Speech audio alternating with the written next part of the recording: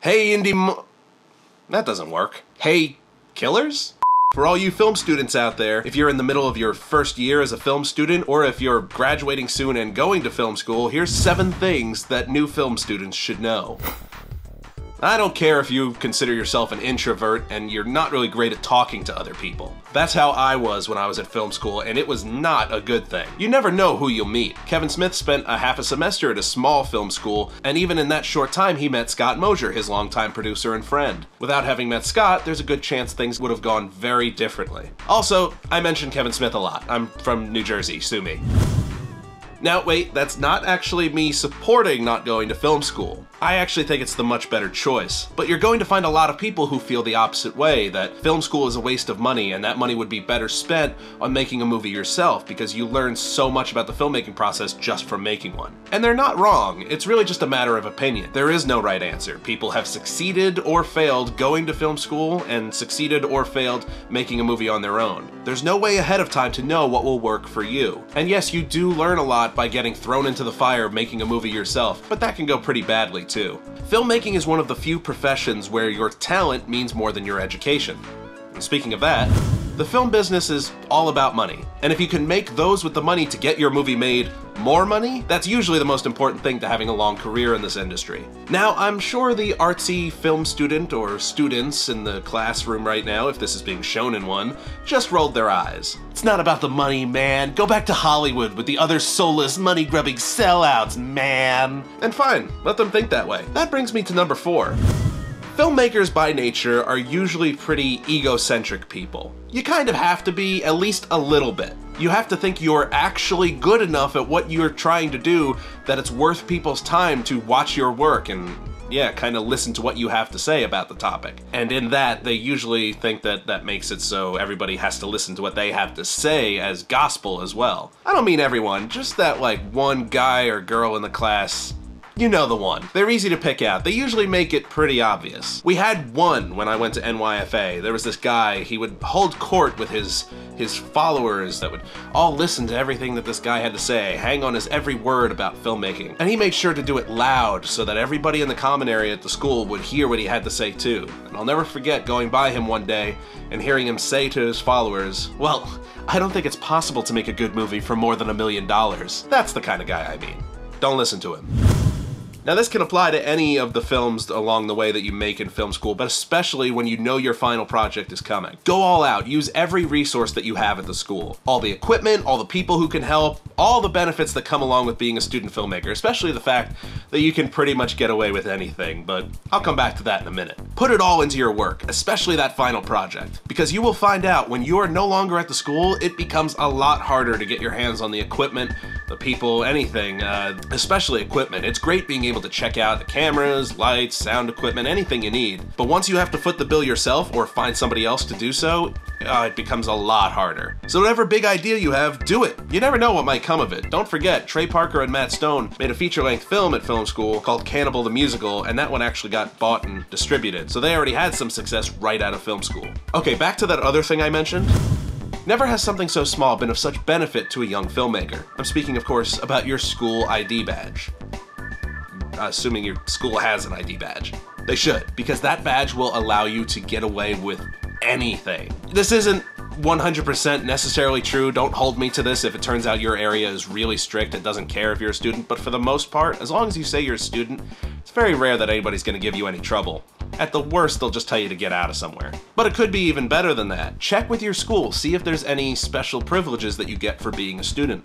When I went to NYFA, if we wanted to shoot a film on a corner and we wanted to actually block off the area, we just had to call the city and they would send a couple NYPD officers to work as security and make sure that people didn't wander onto the set. And those security officers, they kind of enjoyed getting that gig. It was an easier day for them and it let them do certain things. We had one student who had set up his shot with one of the streets in the background, and he offhandedly mentioned, oh, this shot would look a lot better if traffic was going the other way. And immediately the cops just perked up as if they'd been waiting for this moment. They went out into traffic, took a few minutes, and completely redirected a city block so that it looked better for this kid's shot. That was 8 years ago, but still, can't hurt to ask.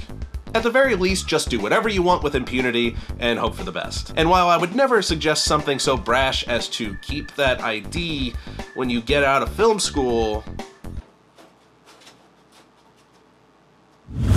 your teachers are an invaluable resource, not just for the curriculum that they're teaching, but also for the stories that they have, because most of them are filmmakers too. Some of the best information you'll ever learn about the business comes from just listening to the people talk about their experiences who have been in the film industry. Hell, that's how I found out from one of my screenwriting teachers that he had been a script doctor, done an uncredited rewrite on the movie Paycheck, John Woo's action film Paycheck.